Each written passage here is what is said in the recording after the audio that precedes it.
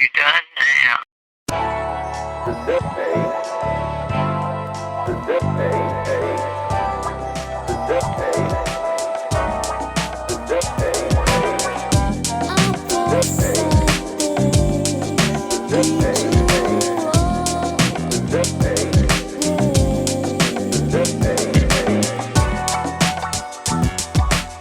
And Burton joins us right now from Dallas, Texas, the great city and state of Texas. Burton, how you doing? Hey, I'm doing good. How's everything in Houston, Texas? About as hot as it is up there in Dallas, but I really do appreciate you taking the time. Are you a lifelong Dallas resident? Have you been there since the get-go? Well, this is where I've always lived, except for 24 years in Hollywood. But you know what? The first 2 or 3 years there was just unbelievable. Not because I was just working all the time, but because every day was something new. I was brand new in the business, so every day it was go someplace new, meet some new people, do some new things, have a new experience. It just changed my complete life. Then, after it all caught up, after about 2 or 3 years, my wife and I were saying, how do we get out of here?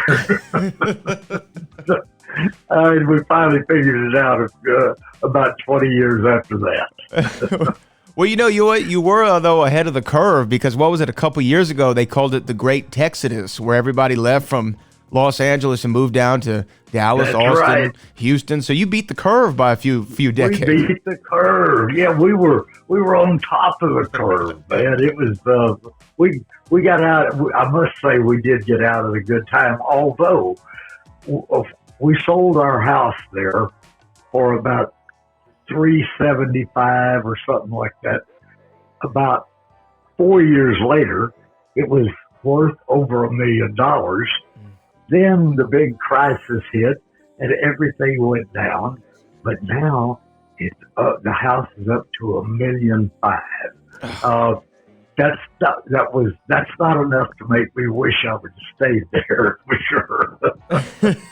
Well, I want to get obviously to some of your acting career, but being from Dallas, Texas, growing up there, born you and my father are around a similar age. So born there in Dallas, Texas. What did your folks do for a living?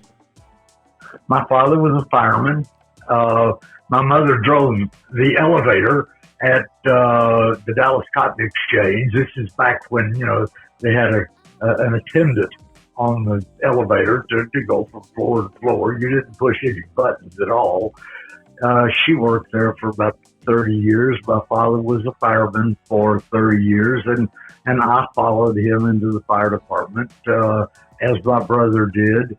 My brother-in-law, 2 or 3 cousins, a nephew, and son-in-law. There's 10 of us that have now been in the fire department. Well, the family was holding Dallas down during those times. Huh? If a fire happened, That's one of right. y'all was going to be there.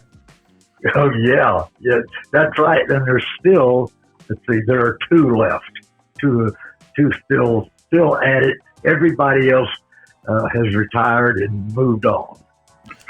So your dad, lifelong firefighter, was that the only kind of option in your mind? Like, hey, I'm going to be a firefighter. That's what my dad does. That's what I'm going to do. That's about it right there. Yeah. It was just, it's not that he ingrained it in us. It was just the way it was. And of course, he opened some doors for me. I started out at the Farmers Branch Fire Department. Then I went to Highland Park Fire Department. Then the last 7 years, I was in the Dallas Fire Department. And when you were working in the fire department in Dallas, you were, of course, a graduate of Woodrow Wilson High School, class of 56, if I got that correct. And you got it correct. Look at me. You know what? These little computers, they actually do something good every now and then. But you graduated in 1956. So were you a firefighter in Dallas whenever Kennedy was assassinated? I was a firefighter in Highland Park which is, surrounded by Dallas and is 2.5 miles from downtown Dallas. I was just about 3 miles away from all the happenings, of that day. And that was the strangest thing. We had been doing our work around the fire station, and then we'd gone up. It was a 2-story fire station, and we'd gone up to fix lunch, and then all of a sudden on the radio came, there's been a report of a shooting in the motorcade for John Kennedy, and they said more news in a minute, and about 30 seconds later it came back on and didn't go off for 5 or 6 days. I mean, that's what was on the radio, and of course on television too. The saddest time, because I'm a big fan of Dallas, Texas. The people of Dallas, the city of Dallas, have been so good to me my whole life. Wonderful things have happened here, and I just hated that as I hate it that it happened to this day. Yeah, my father was working at a grocery store called Clayton's down here in Houston, and he said when the news came over the loudspeakers and people just left their groceries in line, they just walked out and went home. He said he never really experienced anything like that. Being a first responder, I mean, what was your instinct? Like, what was your response? I don't know at the time if they were called, kind of what the feel was, what the vibe was. What was your kind of first response? It's strange that today, if something like that happened, every fire department, every police department in Dallas County, Tarrant County, all around would be put on some kind of notice. There was nothing done. They did all that could be done, but still today, everybody would have been put on some kind of alert. That did not happen back then. Everybody just tuned into the radio. That's how we got all of our information, radio and television. But that's how, even at the fire station where I work, that's how we got all of our news, right off the radio. Oh man, just man, definitely has changed. I mean, right now, if something like that would happen, like you said, everybody would be responding to it. People would be running toward it with their cell phones, trying to get video, and all kinds of craziness. All kinds of craziness. That's right. That's exactly right. You're a firefighter for such a long time, but also I love the sweet science that is professional boxing. I've always been a boxing fan, MMA fan, all kind of combat sports. I've been privileged to see some of the big heavyweight fights in Vegas and in Houston and Dallas and the surrounding areas. You were a Golden Gloves though level boxer, and I read somewhere, I heard somewhere, you have more Golden Gloves than almost anybody ever. Is that correct? That is correct. I won more Golden Glove championships than anybody in the history of the sport. And one of the reasons that I was so good was because I was so scared. Talk about that, because I've actually heard another fighter say that. He said when you're afraid, your instincts are heightened and you can move faster and even react quicker and hit harder. You bet. Speed and fear go hand in hand. Because when that bell rung, and here I was, afraid of that guy over there. But man, I would walk out there in the middle of that ring, and as soon as he would throw a punch, I would counter him, and a lot of times I'd knock him out in the first round. And it was all because, you're right, everything is on edge. Yeah, I could move faster, I could hit faster, I could hit harder. And I was so glad when the guy fell down and they counted him out, and I could get out of the ring. But with all that ability and all those Golden Gloves and 200 plus fights or whatever it was that you had, why not try to focus on that and become, a pro boxer and go that path? And I had more opportunities than you could shake a stick at. But I was married at that time to a little lady who didn't like boxing. My mother did not like boxing. I was just I was pulled from both sides, and I'm glad the right side won. I'm glad I never turned pro. I fought a lot of guys who went on and were pro fighters. I beat two guys that went on and won the world championship, but still, the level of fighters would have been much different. I know that I could have been a ranked fighter. Could I have won the world championship? Probably not. But I could have been up there with the best of them. But it all worked out for the best anyway. I would not change. A lot of people say, I wouldn't change a thing I did in my life. Well, I'd change a whole bunch of things. but going into professional boxing, I'm glad I never did that. Do you still watch the sport? Because I know you were involved with it even after you left. I mean, I think you did some reffing and things of that nature. For 30 years after I quit, yeah. Because that's hard to walk away from. I mean, something that you have such a passion for and a skill level for. But my grandmother once told me, son, just because you're good at something doesn't mean it's good for you. So I definitely understand why you walked away, but you still had to be a part of the sport. Is it difficult to be a ref? You have to know what you're looking for, and you can't be intimidated by anything. You are out there by yourself, just like those boxers are. They are by themselves with nobody to help them during the round, and referees don't get the publicity that they should, because they are, if they are good referees, and there are plenty of bad ones, as we know, but the good ones are controlling the pace of the fight, imploring the fighters to fight, and trying to establish the rules and make those rules count for both guys. And a lot of referees, some referees don't do that entirely.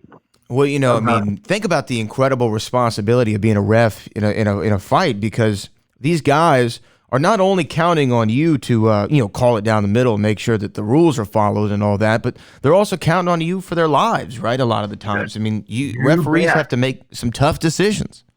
Yes, and back in about when I was really in my heyday, there was a fight. Benny the Kid Perrette got killed. He was fighting for the lightweight or welterweight championship of the world, and he got killed during a fight. And the referee took a lot of heat for that, and rightly so, because he let the fight go on too long after Benny the Kid Perrette took so many savage punches, and it was and I don't know what became of the referee. I don't know if he continued to referee or not, but you are in charge, and you are charged with protecting the fighters from serious bodily hurt to getting killed. Yeah, I mean, I remember talking to Ray Mancini, who had the fight against Dooku Kim, where a similar, not similar, the same thing happened. Dooku Kim dies in the fight, and I just don't even know how you could continue on after that. I mean, obviously you have to move forward, but just to shoulder that responsibility that the referee did in Ray Mancini, that's kind of a life-altering event. Did you ever have any close calls when you were reffing? No, I've counted a lot of people out. Now, unless it's a championship fight, you never see guys get counted out. 1, 2, 3, 4. They just stop it in the middle of the count or stop it while the guy's getting beat up or whatever. But back then, we counted a lot of guys out. But I've never been in the ring when there was a serious injury. That has nothing to do with me, I don't suppose. But I've never been a part of that kind of happening, just haven't. Yeah, people, if you've never been at least front row for a boxing match, I've gotten the privilege of to do some ring announcing for Lou Savarese down here in Houston and just see the shots that these guys take up close. And I can only imagine what the referee's viewpoint is. You get a whole different world of respect for what a fighter has to go through. It is one hell of a way to make a living. Am I right? Oh my gosh, yeah. And unless you can get up to the top 4 or 5 and have one shot at the title, it's not a money-making process. When you figure, all kinds of expenses come out of it, a third of it goes to your manager, and it's just not a money-making process for 98% of, maybe more than that, of all fighters who ever climb through the ropes. Yeah. Some of these guys you see, they have records of like 1-49, and I'm starting to think, you might want to find find something else to do, man. Yeah. Anything else at this point. Anything. Yeah. Okay, I want to go back to Woodrow Wilson for a second. Woodrow Wilson High School there in Dallas, like you said. When you were there, were you in athletics, or did the arts get your attention at all? Because sometimes, when you hear you're a fireman and a boxer, you automatically assume that you were in athletics, but were you a part of the arts at all in high school? Not at all. I never thought about being an actor until I was one. My first picture was a great picture, the best picture I've ever done, called Paper Moon. And until I did that picture, I had never been in a grade school play. I had never done anything. And I got a lot of votes for an Academy Award for Paper Moon. And then it just took off from there. But until then, never thought about being an actor. Man, and of course, Paper Moon's the Ryan and Tatum O'Neal picture. Yeah. Madeline Kahn is in that as well. Yep. How did that come about? Because if you have no inkling, obviously you didn't have an agent or anything like that. No. You weren't out there auditioning. I don't presume. So how does Paper Moon come across?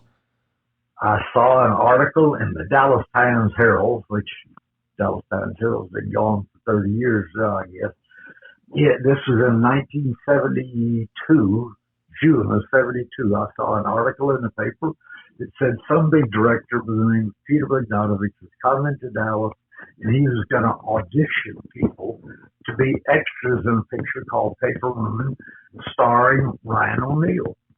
And I thought, hey, and it was for the next day at the Hilton Inn on Mockingbird Lane and Central Expressway. And I thought, well, I might get to see Ryan O'Neal. That's one of this.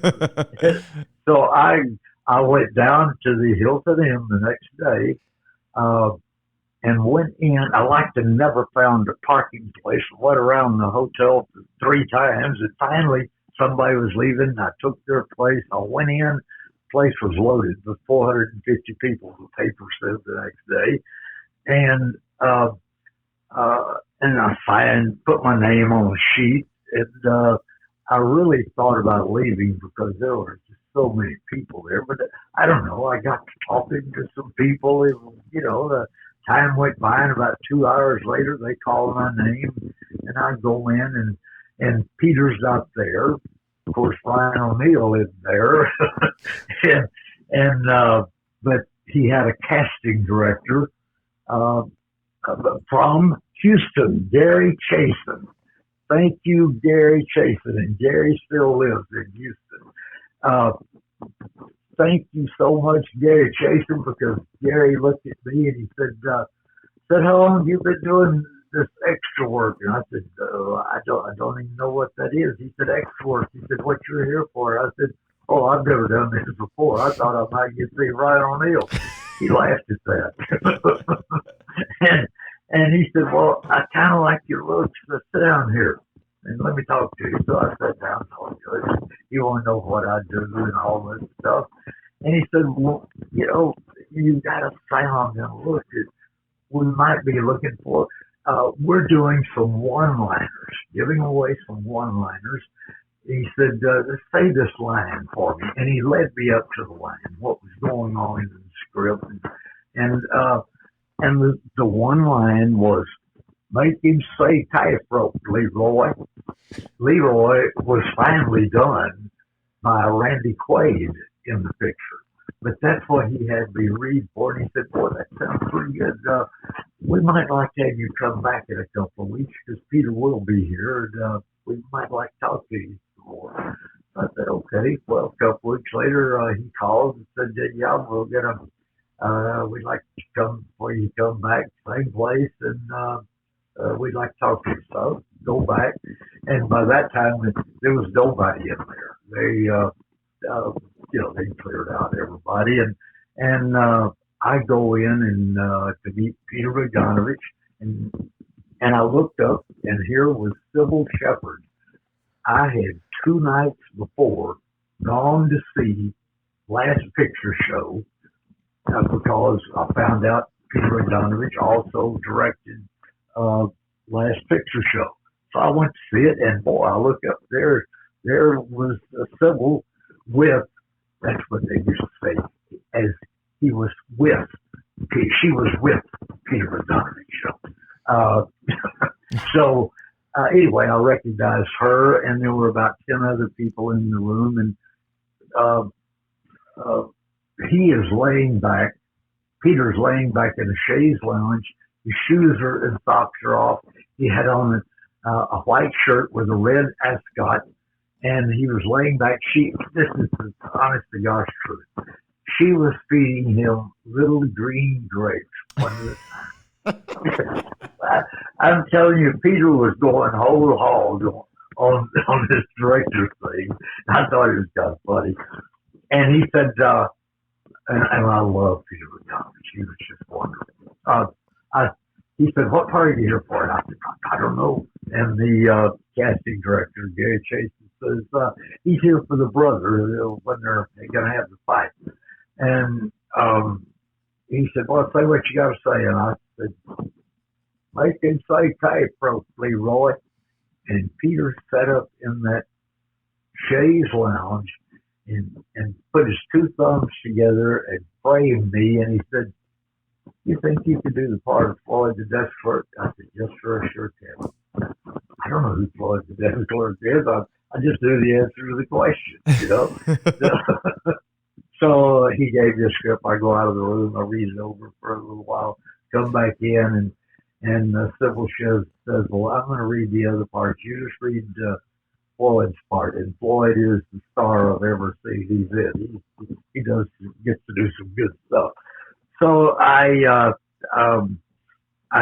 he said, well, walk around the room and turn the lights on and raise the shades and do anything you want to do. I want to see you walk and talk and move. I said, well, do I have to carry this script? He said, well, you got to know the lines. And I said, oh, I know the lines. I just read it. He said, you can do all 4 scenes. I said, yes, sir, I can. And I did. And every time I would say a line, every time Floyd the desk clerk says a line, they all laughed and clapped and hoorah'd. That's these 10 people who were, assistant directors, writers, and producers. And every time I said a line, they'd laugh. And when I finished, they all stood up and clapped. And I just thought that's what they do. I've never heard of it happening again before or after. It was just a one-time thing. And I've told that to a lot of people. Nobody's ever seen it happen, but it happened to me. Uh, so anyway, I was sat down and I talked to them, and they were real nice to me. Uh, and then they said, Peter said, "Well, thank you for coming in." And I left, and I knew they liked me. I just knew they did. And about 5 or 6, 7 days later, I got a call from Paramount Casting, and they said, "Peter wants you to do the picture, and we want you to go to St. Joseph, Missouri in about 3 weeks." And I said, "Well, do I get paid?" They said, "Yeah, you'll make scale." I said, "How much is that?" And they said, $288 for the week. And they wanted me for 6 days. And and that was just about what I make at the fire department. I took my last week of vacation time for the fire department and went and did the picture. Okay. And then while I was doing the picture, everybody said, "Man, you ought to quit the fire department, come to Hollywood." But I didn't. I went straight back to the fire station and never thought about doing it again. I thought it was a one-time deal. But cut to about 3 months later, and I got a phone call at the fire station. This guy says, "Hi, my name is Bill Brooks. I'm a writer, director, producer, actor, and I'm getting ready to do a big picture. I want you to be one of my stars." And I said, "Thank you, Mr. Brooks." And I just hung up the phone because I knew it was another fireman giving me a bad time because I had done this picture called Paper Moon. But luckily for me, he called back and talked to my captain. He called me the phone. And it all started happening then. But I kept telling him no for 2.5 weeks. But in that 2.5 weeks, Mel flew me out to Hollywood 3 times. The third time out, and the first 2 times I told them no. Third time out, I found out they had a whole lot of money. I mean, a whole lot of money. So I said, golly. And everybody in the fire department, my whole family, everybody except my sister, they told me, "Do not quit the fire. Don't quit. You're crazy. You may never get another job." But I did because I went on. I trusted Peter Bogdanovich, who talked to me for a long time. I trusted Mel Brooks. He talked to me for a long time. I trusted everybody that meant something in the business, and they all said, "Yeah, you can do this." So I went with what they said to do, and it worked out pretty doggone good. I've now done 52 movies. I've done about 175 television shows and well over 200 commercials. So thank you, Mel Brooks. Thank you, Peter Bogdanovich. And thank you for the casting director. Yeah, from Houston, right? Yeah. Oh boy, yeah. Wait, so okay, I have a question about the Mel Brooks thing. So what made you keep getting back on the plane? If you'd been out there 3 times, twice you told him no, why'd you keep getting back on the plane? Now I left out that he had seen a rough cut of Paper Moon the night before. So he called Peter Bogdanovich to get Peter's take on me and get my phone number, get where I worked, whatever I was doing. Help me again. What did you just ask me? Well, I'm saying, why'd you keep getting on the plane though? If you told him no twice, why'd you keep flying out there? I told him no the first time out because he wanted me. When I walked into his office, he had a whole bunch of people in there, and they all clapped and laughed and wanted me because they had seen a rough cut of Paper Moon just like he had. And Mel pitches me a script, said, "Go back to your hotel, put you up this great hotel down Sunset Strip, and come back and see me tomorrow." I went back the next day, saw him, and I said, "There's really nothing in here. This part you're talking about me for, there's nothing in here. I just can't do it. Paper Moon, I had something to do, Well, he said, well, that's what we got. So I left, went back to Dallas. And then about 10 days later, I got a phone call from a guy. The only one I had recognized is that room with Mel Brooks. And this guy says, hey, man, this is Richard. I said, Richard who? He said, Richard Pryor, man. And, he was one of our writers, and the guy they really wanted to do the lead part. But he said, and as soon as he said Richard Pryor, man, I knew something was cooking. And he said, we really do want you to do this picture. So Mel and I set up last night, rewrote your whole part.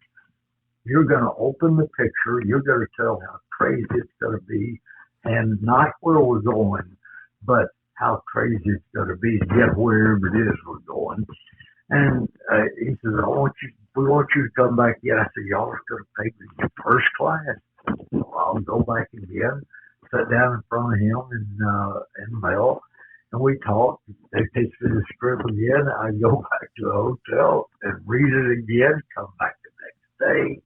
And I said, well, and just saw Mel was there. And I said, well, I would like to do this, but there's really, I can't do it for the money I made, which was scale on paper. But he said, well, we're going to give you 3 weeks. And I said, well, that's 3 times $288 a week. I can't put the fire department $1,000. It just, I can't do that. And he said, well, go around and see the casting department. I went around and saw the casting department, and they kept saying, Mr. Gilliam, there's really no money in this part. So I said, okay, I'm going home. I went back to Dallas. And then Mel called the next day. He said, how much did she offer you? I said, she didn't offer me anything. He said, there's no money in the part. He said, I want you to come back and talk to me. The casting directors, that's what they do. She may have had someone in mind that she would have liked to have put in that part, or she just didn't want to spend the money. And that's what casting directors do. But if a producer or a director wants you, that's where the money comes from right there. And I found that out real quick. I went back and sat down in front of her. He said, how much is it going to take for us to get you to do this part? And he said, we're going to give you 3 weeks on the picture now. And I said, well, I can't quit the fire department for any less than I'm making a whole year. If that's $12,000. And I said, he said, well, we're giving you 3 weeks. That's $4,000 a week. That's okay. We got a deal. Wow. But as it all worked out, I had 4.5 weeks, and with overtime, I made $25,000. There's not that much money in the world, and so it all worked out, gosh, just like it was supposed to. And when you set a price like that, well, if people, writers or directors or producers call you and want you for a part, they know, they've got their own little system. They know what your price is. Now, if it's some low budget thing, they'll say, hey, we don't have any money. Will you work for scale? I've never worked for scale, not yet. But, they will take their shot at you. But if it's a big production, they know what your money is, and they know your money is going up from wherever it is. So that's just the way those things work. And it's been, it's been the greatest thing that ever happened to me in my life, outside of having children, that sort of thing. That's a whole personal thing there. But work related, this is the greatest thing that ever happened to me, boy. Well, yeah, I mean, I can't blame you. I mean, and think about it too, to go back to Paper Moon, like, for people who don't know, I mean, that movie was not only financially successful, but critically, I mean, off the charts. It was nominated for Best Picture. It didn't win, but still, It's a great picture with great performances. Uh, I had a great role in it that, you know, half of Hollywood would have killed for that part. And I didn't even know what I had and what I was doing until I saw it on the screen. Well, every day after you shoot on location, they send the tape or the tape. Yeah, they'll send that back to Hollywood, and the next day you'll get it back, and you see the dailies. And if you are one of the so-called stars of the picture, they want you to, the producer, director, they want you to see the dailies so that you will know exactly where you are, what you're doing, make your own, and they will help you. That's not, they never helped me to change my character at all, but they would say, in the next scene, let's think about something, how you would do it. Think about how you would do tomorrow's scene. It's just a wonderful a learning experience for me. And of course, it was a learning experience for Tatum, too. She'd never been in a movie either. Here she goes. She wins the Academy Award. Golly. At 10 years old or whatever she was, right? She was like 10 years old. Yeah. Yeah. She wanted it. She was doing it at 9. She was 10 when she won. When she won. Yeah. Just incredible. So if Paper Moon, if it stopped right there, right? I mean, that's a story you could tell for the rest of your life. But then you get Blazing Saddles right after, and you must think this is, man. I'm crapping in tall cotton here. Like this is the way that it always works, right? Yes, man. Hey, this is good stuff. This is never going to end. Well, you go. I found that you go in spurts, and just right after that, after I'd done Blazing Saddles, Paper Moon was being released, so Paramount got a hold of me and said, Peter wants you to go around the South and do some promo work, and they paid me a lot of money for that. And then I did that. I went to 5 different places, and then I went straight back to Hollywood and stayed for 24 years then. But it was, and I was working immediately, one right after the other, one thing right after the other. And then about, a year later, it all went away. I didn't work for about 6 months, and I had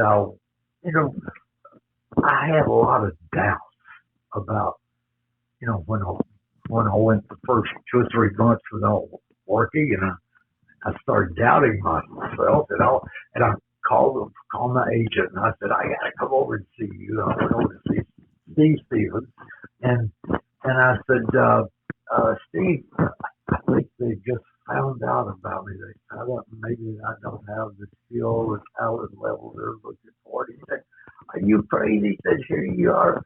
And by that time, I'd done 5 or 6 pictures. I've done 8 or 10 television shows and a couple of commercials. And he said, you can get lucky in this business and do 3 or 4 things.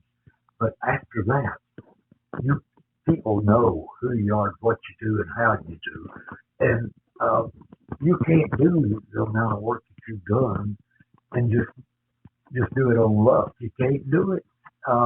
It's just a downtime for you. Don't worry about it. So I left it. A couple days later, got a call from Peter Bogdanovich. He says, hey, I want you to do another picture for me. And here we go. And it starts all over again. And that's just the way the business works. And I found that, I'm glad I found it out at a time when I wasn't, completely broke, because a lot of people could go completely broke out there in 6 months. But I had, done pretty well for myself. And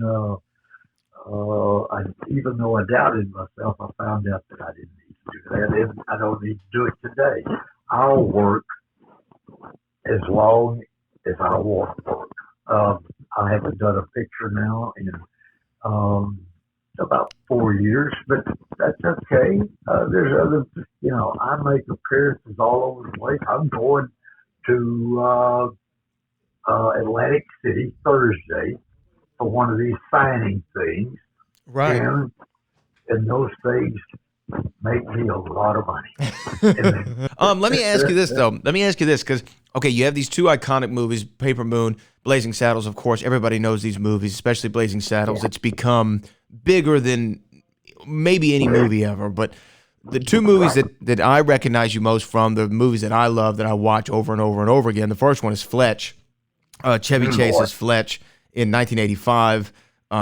Just another one of those. Just it's hard to say any movie's perfect, but it's just one of those movies that hits on all levels, similar like the Paper Moons or the Blazing Saddles, right? So how did you? What were you saying?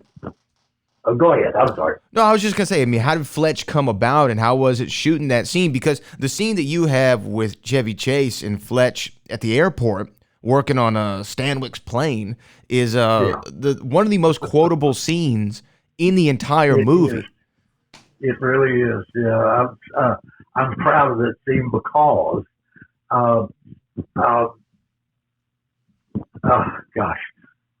Chevy wanted me to do the picture. He called my agent and told him that not the producer. Chevy called my agent and said, I want Burton to do this picture. I had not met him, and so. My agent called us, Steve Stevens calls me and said, they just want you to do this. He said, I'm going to be calling the producer. We'll get your money. And they made the whole deal and everything. They did everything. And a day before we were going to start on that thing, Chevy called me at home it was early in the morning, 7 or 8 o'clock in the morning. He said, hey, this is Chevy Chase. I said, yeah. He said, are you busy for lunch today? And I said, no. He said, well, would you come over and I'd like to talk to you. I'd like to talk to you. Let's have lunch and we'll talk about this thing. I said, sure, okay. He told me they were working in some park over in Beverly Hills, so I went over there and got there early and watched as they were doing stuff. And then they called lunch and he came over and he said, come on, let's go to my room and they'll bring us something to eat. So they brought something to eat. And he says, I hate this scene. It's so poorly written, but we have to have it because it ties things together. We have to do it. But he says, we're going to do it, but I don't want to do it the way it's written. He said, let's start with the way it starts and finish with the way it finishes. But in between, I want us to ad-lib, just have a good time. I'll throw something out there, you go with it. You throw something out there, I'll go with it. He said, I know you can do that. I said, oh, golly, yeah, I'd love to do it that way. That's fine. And we did it, and we made it really work. And, you know, there's another guy in the scene with us who is another airplane mechanic. And next time you watch it, you will look at him. He has a couple of little one-liners, but every time he speaks, it's like he's looking at us and he doesn't know what's going on because we didn't. He said, "Don't tell this guy anything, nothing. Don't let him just go for himself, you know." And that's what we. And every time he says a line, it's like he's looking at us with, what are you guys talking about? and usually when you finish a scene like that and you know that this guy's through, you will always, walk over and say, hey, we had a good time working with you. When they said that's a wrap, that guy was gone. We never saw him again. He was upset. But he and I had a great time. It was, and every time I see him, and I've only seen him 3 or 4 times since then, but he will always bring that up. It's his favorite movie that he ever did because he got to play so many little small characters in the thing. And I just loved everything about him. And my agent told me, you are not going to like working with him. Other actors, he never say anything good about him. I will always say good things about Chevy Chase. He was just so great to me and always has been since then. Yeah, you hear that a lot about Chevy. Like, he's hard to work with. He's a little bit of an a-hole or whatever, however you want to say it. But as far as in the movies, God, he comes across so good, especially in Fletch. And I can't tell you how many times I've said the line, "Come on, guys, it's all ball bearings these days." Like, that's something that I say like on a daily basis. Like, I'm not even BSing you. So, was it hard to keep it together, like on set, like keep a straight face when you're working with him because he's so funny? He is funny, but I was able to keep a straight face. But everything all of his movements are not, they're not choreographed, and he will make up little movements. When we're standing by the airplane, he ducks under the wing or something, and he puts his hand on the front part of the wing. And he goes up and down that wing with his hand. It was like a sexual thing to him. And he said, "Ooh, such a nice wing," or something like that. It didn't register on anybody. Nobody. But that was a little sexual thing to him that just nobody got. But still, and then he bumps the mirror. And you remember that? That was immediately after the wing thing, or just before it. But he just and the all ball bearings. That was him. He just came up with that. And I said myself, I think it's a bypass line. And he just took it there. He said, "Yeah, it could be the bypass line. Yeah. Let's go look." He's of course, he's Saturday Night Live, man, and that's what those people do. They know how to keep the ball in the air, even if it's flat. Keep it in the air, Right. Right. No, I mean, he was so good in that movie. And then the last one I have to talk to you about is one of my favorite movies, if not my favorite movie of all time, and that's Back to the Future 3, where you were the Colt Peacemaker salesman there. You got it right. You said it right. Peacemaker, yeah. Where you're the Colt Peacemaker salesman in the Old West, and you show Marty McFly the gun, and you ask him where he learned to shoot like that. How did you get the role in Back to the Future? Because the first one was the biggest movie of the year that it was in, and then they shot the sequels back to back. So how did you get that one? Michael J. Fox wanted me. Michael at that time was going with. You remember Nancy McKeon? Mm-hmm. She was in. He was going with her and the McKeon family. My wife and I had met them when Philip McKeon was on the Alice show, and I did a couple of those Alice shows. And the McKeons and I became, and my wife, we became great friends. And so he was going with Nancy, and Nancy said she read the 3 script, and she said, "You ought to have Burton in this picture somewhere." And he said, I didn't know Michael J. Fox, but he knew of me through her and the work I'd done. And he said, "Yeah." So, I don't know, they got a hold of my agent, and I didn't go in and read for him or anything. I just, we just went to do the picture. And I was on the picture for 3 weeks and worked 2 nights. We shot it up in Sonora, California, and think it must have been January or February because it was cold.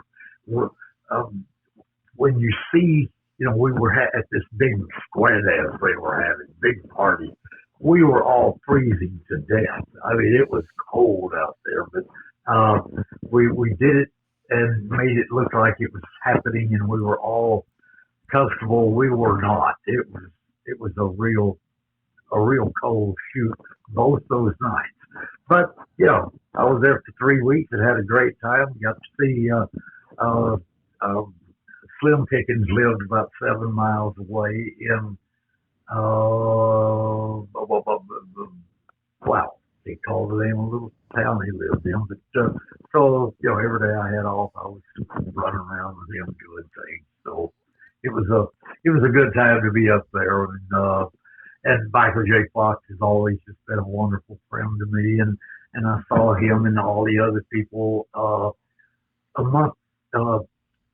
Let's see. No, this was about 2 months ago at another signing thing that they were involved in, and they got me involved in because I was in, the third one, and it was another big one in wherever I'm going next Thursday. Arizona or something like that. Atlantic City. Atlantic City. There you go. Atlantic City. Yeah. And those guys, oh man, I know they made in 2 days for them. I know they had to make $100,000 each. Oh man. Leah Thompson probably made only 50,000. But Michael J. Fox and what's his name? Christopher Lloyd. Christopher Lloyd. They had lines that were 300 people long, and they were there, and they didn't even look up. They'd name, write the name, to so-and-so, sign her name, next. It was a great show for me, but nothing like that, Right, I can only imagine. I mean, those movies are beloved the world around, and some of the most rewatchable movies ever. And it's and that third one, by the way, is also Christopher Lloyd's favorite of the trilogy. He told me that last year when I talked to him. It's his favorite of the movies. So you were in a few classics, Burton, and a few classics yet to come, I'm sure. And I really do appreciate you taking the time to talk to a fellow Texan, even though I am a Houstonian. Well, I'm not going to hold that against you, okay? Now, see, I go way back. You don't remember the Houston Buffaloes, but the Houston Buffaloes were in the Texas League with the Dallas Eagles. So I go, and it was the Beaumont Exporters and Fort Worth Cats, San Antonio, whatever's they were, there was a rivalry for me back when I was, 10 years old or 15 years old, just in baseball. But I've got a lot of relatives still have a bunch in Houston, and used to have a ton of that. I love Houston, except in the summer. Except in the summer, like we are right now. And old Buffalo Stadium was off 45, I-45 there, and they had that's right. They put a furniture store called Fingers Furniture there after the stadium obviously went out of business, but they still had home plate of Buffalo Stadium inside the furniture store. So it's something that I would always, it was something that I'd stand at that home plate and pretend like I was on the field as a little kid. So. Is that right? Yeah. Was that inside the store or out of the store? It was inside the store. It was inside the store, and they had like a little display around it so that everybody could come and see where the Houston Buffalo played. Is that right? I did not know that. Now, is Fingers still there? No, it shut down a few years back, but the building's still there, but they're not doing anything with it. But Houston history and Texas history, we could talk probably for another couple hours about that. But today was about Burton's history, and I really do appreciate you taking the time to sit and chat with me. Well, and that's what we've done. We've sat and chatted. That's it. One thing led to another. So So, golly, Brad, it's been a wonderful time. So thank you. I appreciate it. I thank you too. That is a Woodrow Wilson Hall of Famer that you're talking to, a star of the small and the big screen, and a fellow Texan. It was just appreciated, and make sure you follow him on his social media so they can find out where you're doing your signings and stuff. Right? They can find you on Facebook and places like that. You bet. And I'm going. And I mentioned San Antonio. I'm going to be in San Antonio a week from today for 4 days there. So if you folks happen to run over from Houston to San Antonio, come see me. All right. Well, I'll give you a shout next time I'm in your area, Burton. I really do appreciate you taking the time for me. All right, buddy. Thank you so much. I'll be seeing you. I'll be talking to you. I'll be seeing you. I'll be talking to you. Burton, thank you so much. Okay. Bye-bye. All right. Bye-bye.